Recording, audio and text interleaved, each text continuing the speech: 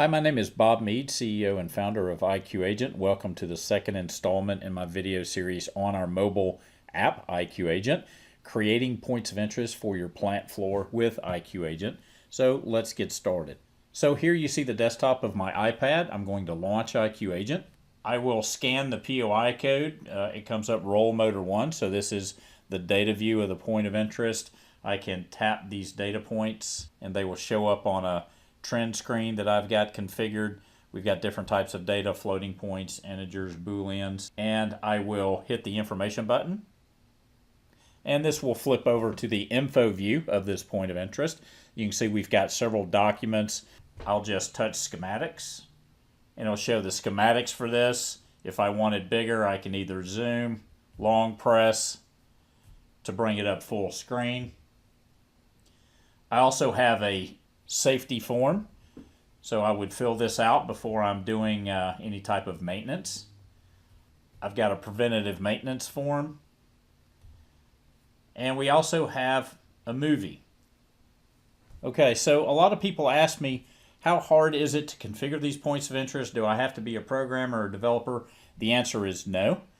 iQagent is completely off the shelf, so I'm going to rebuild this point of interest right in front of you. So let's get started. So here we have the iQagent configuration tool. It is a web-based tool and it can be installed in your plant. You can get to it from anywhere. And here we have our groups and groups within groups. This creates the menu on the client. You can pull up POIs using a menu as well as by scanning a QR code. So I will create our point of interest under the maintenance group. I will create a new group, roll motors, and we'll just say it's line 1. And I'll click on our new group, and in the middle we have our points of interest, so I'll click add POI. We will call this roll motor number 1, give it a location, and we'll just click add. And if I want to configure it, I just click on the name, and here's our POI. You can see we already have the QR code. Once the QR code is generated, it never changes, so these can be printed out. We have our info view and data view. These represent the two views of our point of interest. But first, let's take a look at the files and resources we want to use on info view. So here I've got a capacitor parts list. I've got a set of motor schematics. I've got a preventive maintenance inspection form. And I also have some links. This is a link to a safety form that we created with our form designer in iQagent, and also a video. And also here's our serial number for the motor. So I'm just going to go ahead and copy this. And for the info view, if I want to add a static piece of information, I choose note. And I say this is the serial number and just put the value right here. Click add info. If I've got my files on SharePoint, then I would use URL and just link to the file sitting on electronic document management. But we can also use the iQagent configuration tool as a file repository. In this case, we'd choose file. I'll grab my capacitor parts list, give it a name. I'll choose reader mode, so that it's nice and big, and just click add info. I'll follow the same procedure to add in my schematics. I will also open these in reader mode and just click add. Now I'll go back and grab the link to my Take 5 safety form, and I'll choose URL,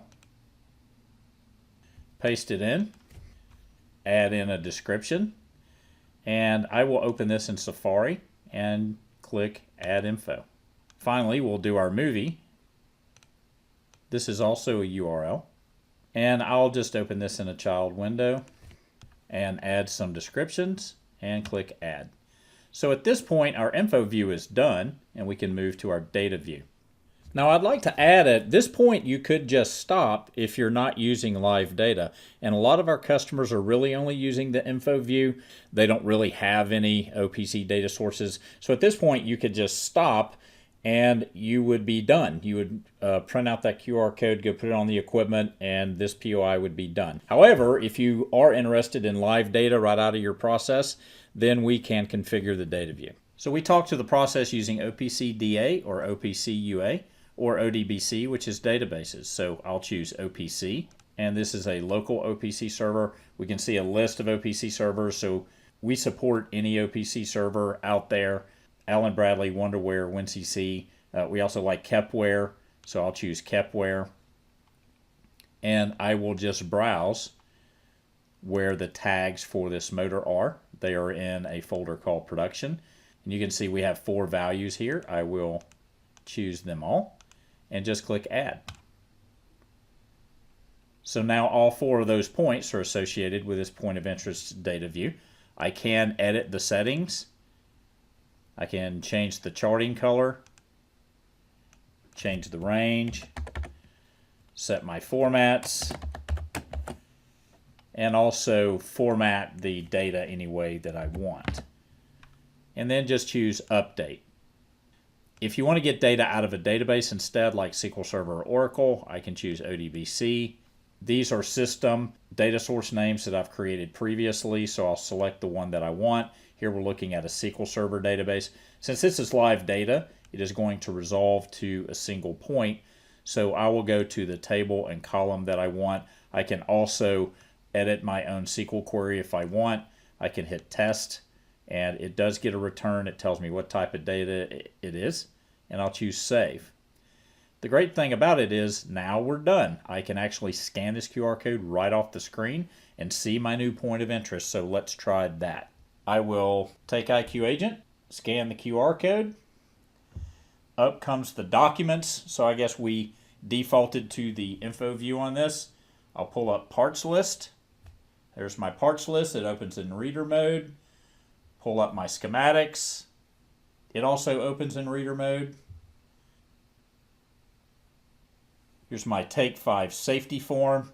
It opened up in Safari. I can hit back to iQagent at the top. And then finally, my movie. And the movie comes up in a child screen just like we configured. So we can flip over to the data view and see the points that we configured. There's my motor temp. I can touch these. They'll show up on our trend chart. That's what we had configured. You see our database point there at the bottom. And also, if you remember, we don't have to scan a QR code to pull up a point of interest. You see if I go under maintenance, there is our roll motors group. If I touch that, here is the POI that I created. I touch that, and it also brings up roll motor.